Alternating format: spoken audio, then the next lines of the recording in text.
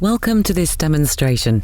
We covered the high-level concepts of PeopleTray in the intro video. This video is a little longer as the aim is to give you a decent understanding of the software. Of course, we'd love you to try out the software as we get great feedback from new customers, especially on how quickly team members get on board. When you sign in to PeopleTray, you open in the TeamTray module. Other modules are accessed via the module selector. When a user signs in, they land on their homepage. Readers can see a list of their team members with contact details. They can also open their profile and update their image and emergency contact details. They can view any role opportunities that have been advertised internally from the TalentTray module. A reader can also assign actions to other members of their own work group. All users see actions and workflow items that are assigned to them. Clicking these items opens a list for entering information or addressing the item. Let's open this overdue action. Enter some notes about it, then close it.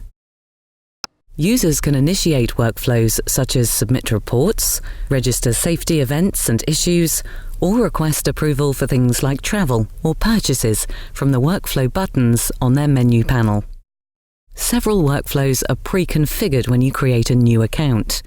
System administrators can modify those workflows or create new ones. Let's follow the pre-configured workflow where a reader submits a report to their team leader. Note that the user can also alert their leader to any opportunities or risks. Once submitted, the report appears on the user's homepage and, if opened, provides information on the progress of the report. Now let's sign in as the team leader. The report that was submitted appears in the alerts box. He can open and view the report that was submitted by his team member and download it to PDF or Microsoft Word at any time. This workflow allows the attachment of documents, entering of comments, and assignment of actions.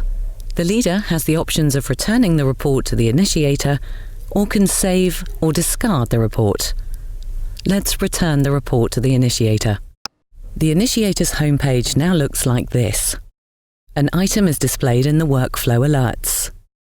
Selecting the item opens the user's workflow in tray, where the item can be opened and addressed. In this case, information can be entered and the item returned to the team leader or supervisor. The action that was assigned by the leader appears in the team member's in tray and will appear in the action alerts box when it becomes due. An email will also have been sent to the team member advising an action has been assigned. Now that we've covered some examples of actions and workflows, we'll explore the tools that help team leaders or editors to manage their team members. Editors can open the profiles of their team members by selecting the person from the search option on the menu panel or by clicking the person's name on the team list on the home page. Let's look at each of the tabs on the team member's profile. Person and work details are on the first tab. On the next tab, the team member is able to enter and update their home and emergency contact details.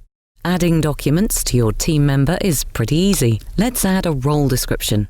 You can also enter notes to keep track of conversations with team members and check the private option if you want to keep them confidential.